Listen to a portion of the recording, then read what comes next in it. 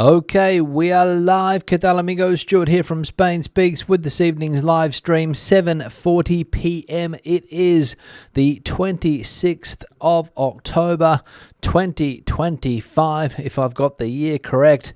And going to take a look at some of the main stories that have caught my attention in the press here today in Spain. Also, some comments that have been left on the channel, some viewer comments that have been left, of course, people sharing their opinions, and we'll also go into the live chat around the 20-minute mark. Check out what is happening there also this evening in that live chat.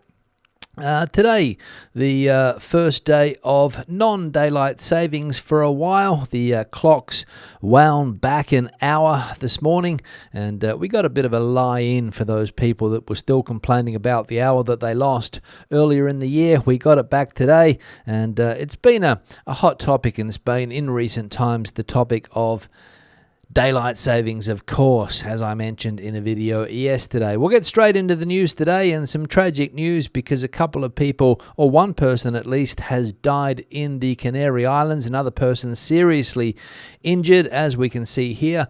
A British tourist has died after falling from hotel balcony in the Canary Islands.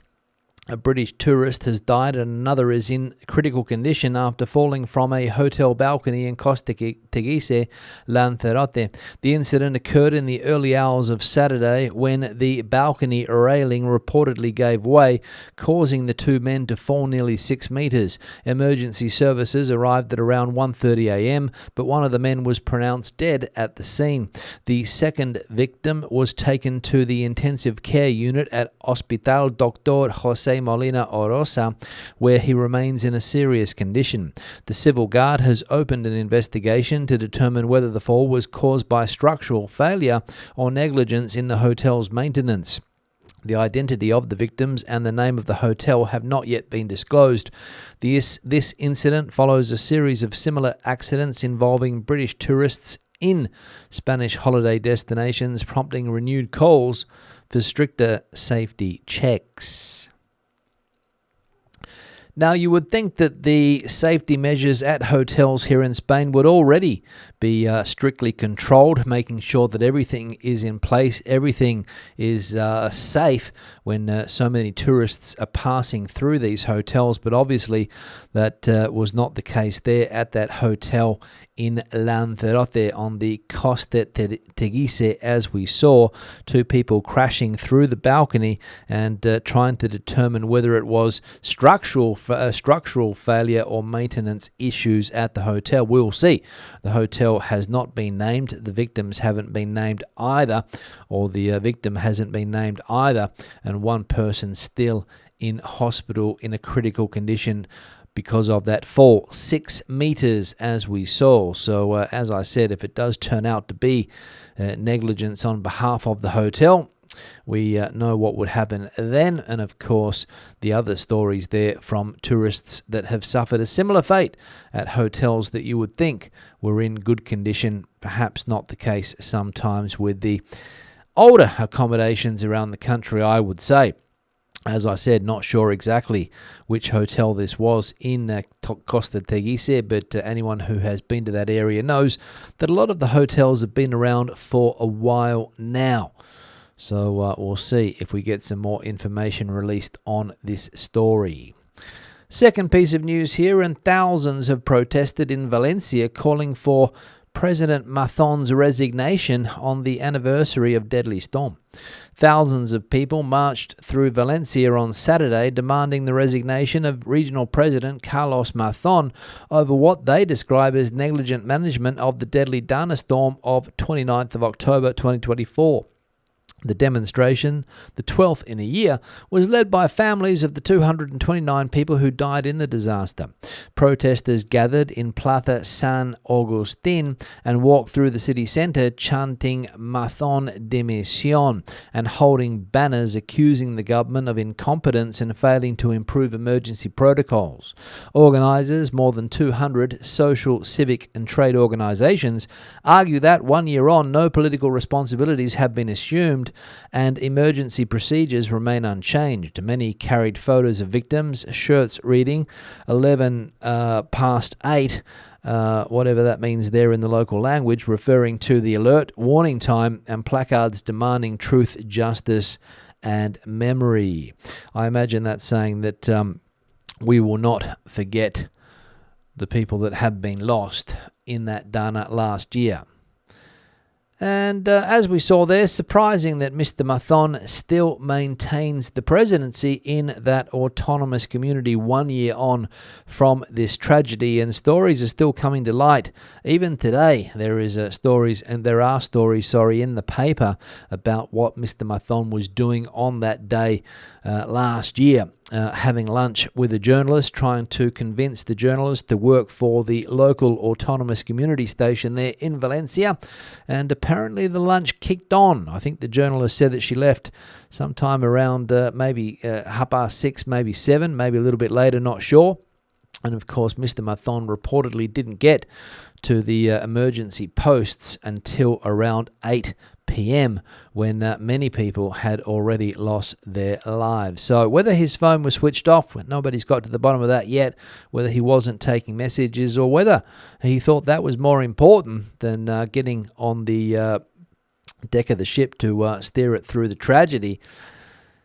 Yeah, Mr. Mathon. And it says a lot about Spanish politics, I'll tell you that. And the Spanish politicians. Another one here from the El Mundo newspapers, and Spain surpasses 25 million in workforce thanks to foreign and dual nationality workers. Spain has surpassed 25 million active workers for the first time, according to the latest labour force survey published by the National Statistics Institute. The growth in the workforce, those employed or seeking employment, has been driven primarily by foreign workers and people with dual nationality. Since 2021, the number of active foreign workers has increased by 35%, and those with dual nationality by 56%, while the number of native Spanish workers has risen by just 1.1%. The total number of people in employment has reached 22.38 million, but without the rise in foreign labour, Spain would not have been able to meet demand. The share of foreign workers in the labour market has climbed from 17.7% in 2019 to 24.5% today, and their unemployment rate has fallen from 18.8% to 13.9%. Economists say Spain's current economic growth is being powered above all by foreign labour filling job vacancies. So the first time ever, 25 million active workers in Spain, people either working or looking for employment, as we saw there, and of course the majority foreign workers that have come in to do the jobs that are being created. And Spanish people, for whatever reason, don't want to do those jobs, so they are given to people that arrive in the country, mainly from South American countries, I would say, people with dual nationalities, as we saw there also. Lots of people in the Americas from the Spanish-speaking countries there have dual citizenship, or they do the test and obtain Spanish citizenship and become dual nationals. And those are the people that are fueling the growth here in Spain with, as I said, those jobs that are being created. Mainly, I think, in the service sector. Hotels, bars, restaurants, coffee shops, and the like. And it is true that when you go into these places here in Spain, a lot of the times you will see a person from South America serving you in the restaurants. And the final piece of news, this one here, a record number of foreign tourists in the Canaries, but hotel occupancy falls. The Canary Islands have received nearly 12 million international tourists so far this year, an all-time high. However, hotel occupancy has fallen by 2.4%, raising questions about how visitors are choosing to stay on the islands. Hoteliers point to several factors: last-minute bookings, reduced flight connections, and competitions from cheaper destinations such as Morocco and Turkey. According to hotel director Roberto Barreiro, the profile of tourists is also changing, with more older travellers and university-age visitors staying for shorter holidays, often less than 6 days. Meanwhile, holiday rentals are gaining ground as tourists increasingly look for quieter, more personalised experiences and local immersion rather than large hotel complexes. Accommodation prices continue to rise, averaging around over 130 euros per night, with hotel services emphasising personalised suites, pools and dining. Despite lower occupancy, tourism revenue and employment remain strong in the Canary Islands.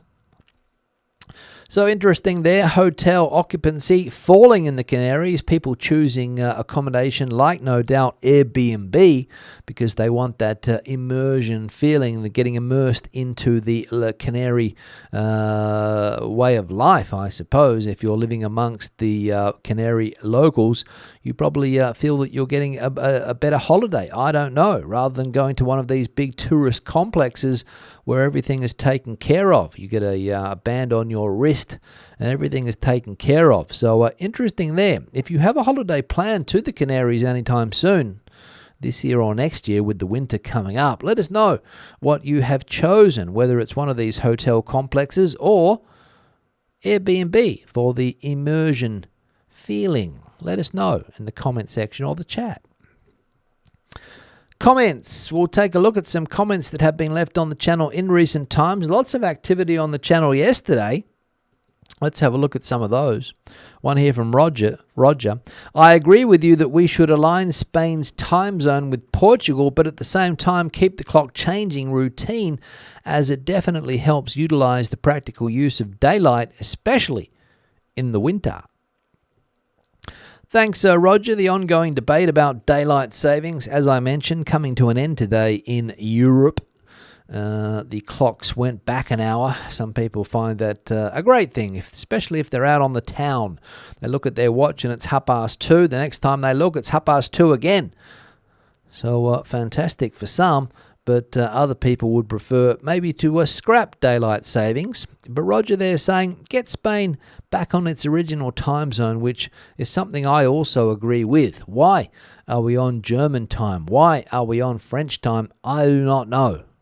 I know why, but I don't know why we are still on that time zone. No idea, to be honest. But if no one's bothered to change it, will anybody do it soon? That's the question. I have no idea. But daylight savings could be scrapped next year.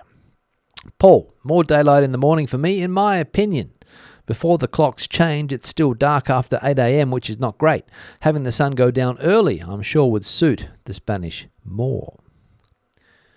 Thanks for the comment, Paul, but I think from the people that I have spoken to and some of the comments on the channel, people would prefer the longer sun hours in the evening, especially in the summer months and maybe also in the winter months, not sure.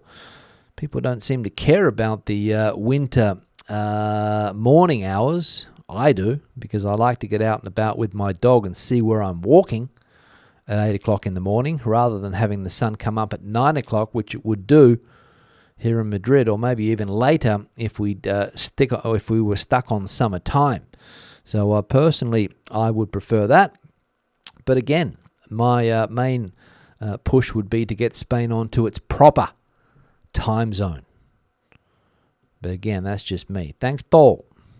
One here from Martin. It's crazy taking a bus journey from Porto to Galicia. I think it was a 2-hour time difference each way when I did it.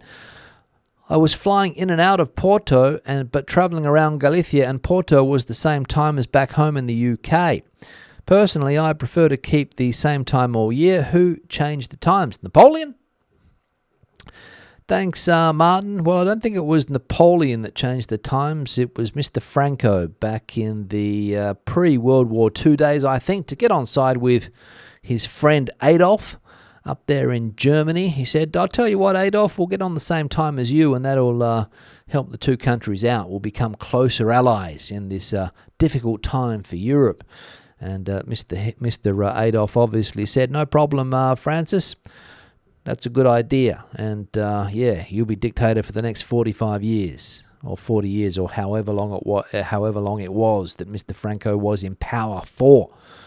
The other person didn't have the same longevity, fortunately, but Mr. Franco went on and on and on and on and on and then on, and on for a little bit longer, until the 1970s, believe it or not. Thanks, Martin, for the comment. I don't think there's a 2-hour difference between Portugal and Galicia, only one. So if you left Porto, went up into Galicia, which is probably an hour and a bit by, or maybe a couple of hours by car or bus. Maybe that's what you're referring to with the 2 hours. But there's only a 1 hour time difference. Portugal, yes, is on UK time. Galicia, which is exactly the same as Portugal, just the northern top of Portugal, if you like, belongs to Spain, on German time. Believe it or not. Yellard, 67685, sorry. If someone owns a holiday home in Spain, they should have the same 180 continuous stay rights as other EU, and then more so if retired. And what harm to Spain or UK? Clearly it would have to be reciprocal. Yes, thanks, Yellard, but as the rules state, when you leave the European Union, you become a third country and you get 90 days like everyone else. You don't have the privilege of 180 days like Europeans would have. As long as they don't spend more than 180 days, 183 I think it is, in another country, they're not classified as a tax resident, so they can stay a little bit longer than the 90 days that the rest of us have to put up with if you come from that third country, as I mentioned. And yeah, it would have to be reciprocal, but as we saw, the ambassador to Spain from the UK said, not going to happen anytime soon. So forget about it. Forget about it. Forget about it. One here from V Boy. Someone needs to tell El País newspaper to write in English and not in American. How annoying. Surely they're using AI or some translator. Thanks, V-Boy, but as far as I know, there is no such thing as American. I think there's only one language, and it's called English. There might be an American version of the English language, which with some spelling changes or some word differences, but it's not called American, even though the current leader of that country might want to change the name one day. I don't know. Hasn't happened yet, but you never know what will happen in the future. But as far as I know, and as I said, it's not called American, it's called English. Another one here from BJ. Hi Stu, can you please discuss why graffiti is so ubiquitous in Spain? It seems that many of your videos show you walking past graffiti. Thanks, BG. I have asked myself the same question many, many times. Why is graffiti so ubiquitous in Spain? Ugly graffiti, I would say. Maybe you go to some neighborhoods in Barcelona or Madrid, some central neighborhoods, and you might get what they call street art. Graffiti artists that have a bit of talent, and they might spray a roller door or one of those shutters. They might spray a wall with their art. But unfortunately, a lot of people don't have that talent level. So they just scribble absolute rubbish on walls. And it's all over the place. For whatever reason, I don't know. Is it a social thing? Is it a lack of rules and regulations on the behalf of the authorities? Do they not clean it? Probably all of the above. But it is a problem, especially on walls that are public. They have no respect for those walls. They probably think that, that's their wall as well. They might be paying taxes and say, well, I helped pay for this bridge. I'm going to write all over it. But yeah, it's ugly and it is a shame. But at the end of the day, it only affects my eyes and nothing else. And the final one here from Martin, 32 degrees Celsius in Malaga today. Lovely day for a swim at the beach. Thanks, Martin. Yeah, 32 degrees in Malaga does indeed sound lovely. A swim at the beach, don't know whether the water would be a little bit chilly this time of the year, the 26th of October. But if you're game to go in for a swim into the Mediterranean there, good luck to you. 32 degrees, wow. I think yesterday here it was around maybe 23 degrees Celsius, but today quite a significant change in the weather, and I'm sure we'll see that reflected in the chat section when I get to it. Speaking of chat section, we'll take a look at in just a moment. We'll go into the chat section, see what's bubbling away. Before I get there, I need to change the backdrop picture. This photo was sent through by Peter, and it is the beach in a place called Gandia, which I think is in Valencia. Well, it's in the Valencian community at least. We can see the little chiringuito or beach bar there. Also a nice calm day, I would say, as well. And a nice view Peter does have from Gandia, from this location in Gandia. Thanks, Peter, for sending the picture through. If anybody has a similar shot they would like to see on the background, the email address, if I can get that word out, spainspeaks@gmail.com. Feel free to send your photos through to that email address, or anything else that you want to send my way. People that want to send me relevant information to the channel about Spain, that is the email address. Feel free. Also on the screen is the like icon. If you haven't hit the like icon yet, please do so. Just below the video you will find it, and we'll see if we can get up to a decent tally today. And again, if you want to help the channel out, watch the video through to the end. Fairly simple. Don't have to watch it, leave it running. It'll help. Thank you very much. Or hit the like icon, which are all important to the channel's growth. Big thanks to people that have supported the channel in recent times, whether it's the super thanks option here on YouTube, whether it's people that have bought me a coffee, whether it's the Patreon supporters there on that platform. Thank you very much for that support. And also the channel members of this YouTube channel. The community continues to grow. I've got some names here of people that have joined in recent times. Antonia, Omar, Sophia, Erica, Jen. Some of the more recent people to jump on board with their memberships. Thank you very much for that. I think Sophia even joined today. So thanks for hitting the membership button, Sophia. And welcome to the community. Now let's go into the chat, see what's bubbling away there. Let me open it up. Let me have a look here. A lot of familiar names already popping out at me here. Sophia, this is the one. Sophia just became a member. Thanks for that, Sophia, as I said. Barbara is in the chat. Coming in from Catral still. Showers, 23 degrees there today. Thank you very much for that. Arma also in the chat here. Hello, Stuart and everyone. Hope everyone enjoyed their extra hour in bed. Weather has been cloudy and the threat of rain this evening in Benihofa. Thanks for that, Arma or Alma. Bronny also in the chat, coming in from South Wales in the UK. Raining there. Went back an hour, so it's darker there too. I put my Halloween decorations up today, so they're adding a cozy glow. Best wishes, Bronny.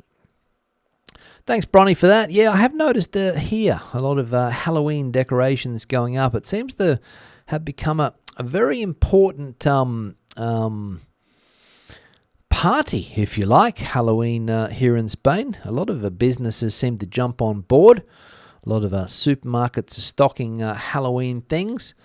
And decorations going up in bars and restaurants, getting ready for the big day, because it's a party day, of course. And party day means that people like to go out, maybe have dinner, have lunch, take out the kids, whatever. Kids will be, going around the streets, knocking on people's doors or ringing their doorbells. It's very difficult to knock on people's doors here. So they ring the doorbell and, tricking and treating, as they say. Stratospherian in the chat, coming from Denmark, valued member, 8 to 10 degrees there with the occasional light rain. Thank you. John in the chat, hope the weekend is going well. Thanks for that, John.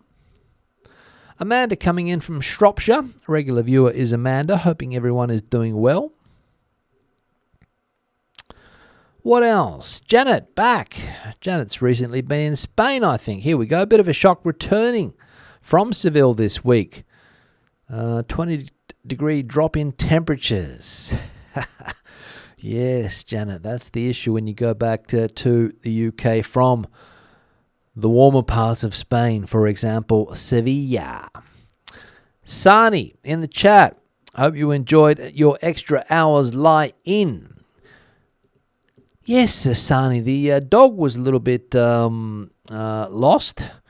Was expecting to go out for her usual walk, but she likes to be punctual. The dog likes to eat her food at the same time every day, likes to go for a walk at the same time every day, and of course today she was a little bit lost with the time change. Al coming in from El Puerto de Santa Maria, 22 degrees there, joining the party. Unfortunately, expecting rain tonight and going into the week, having a glass of vermouth. Thanks, Al. Good to see you. Stephen, Chile, North London, joining us today, value member 2. Ariana, is that? Yes, I think it is. Yeah, hello, Stuart. Hope you have a good week. 12 in Ireland, degrees that is in Ireland. Thanks for the weather update there. I imagine that it's going to be a long winter for the Irish. Cold, wet. And I imagine many Irish are planning a trip to Spain. The Canaries, I know, is a popular place for the Irish to visit. Kev coming in from a rainy Matharon, so wet down there. Erica coming in from Terrassa, wet and then sunny. Wishing everyone a beautiful week. Thanks for that. Flutter Girl, not looking forward to the clocks going back next weekend. So it happens next weekend in that part of North America.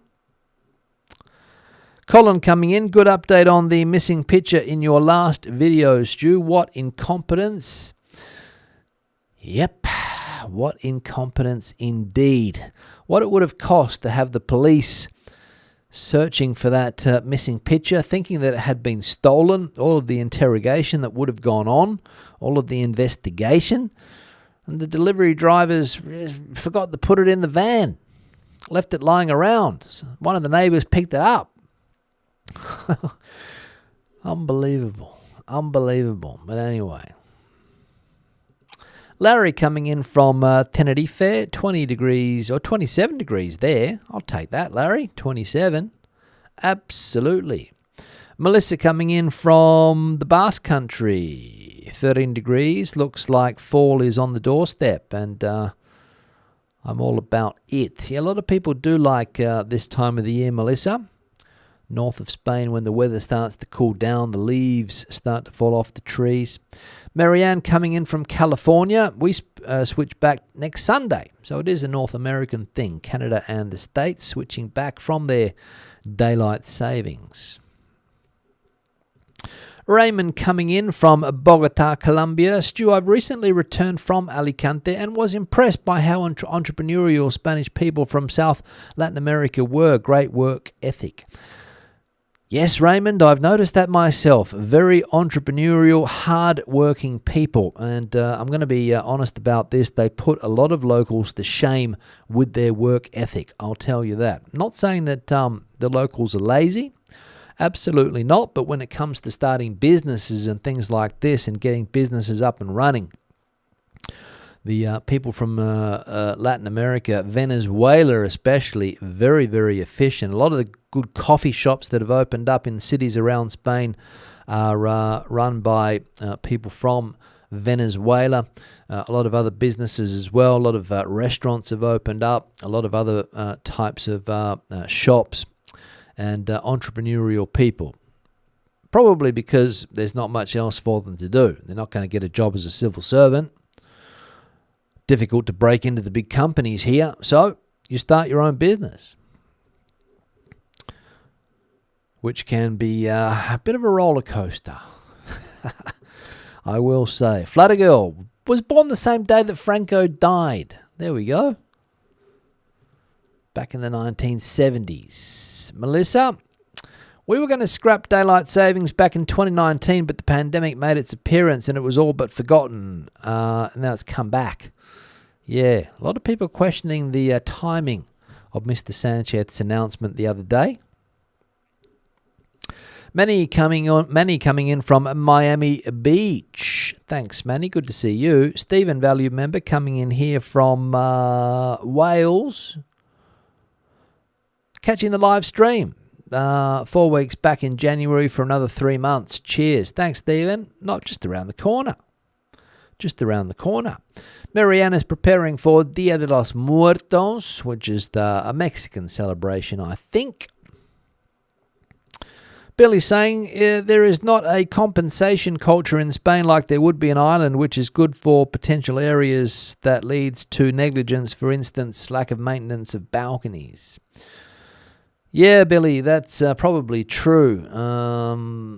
Lack of maintenance also in public infrastructure as well. A lot of road works being done, footpath or pathways are being done, and sometimes they don't even put signs up.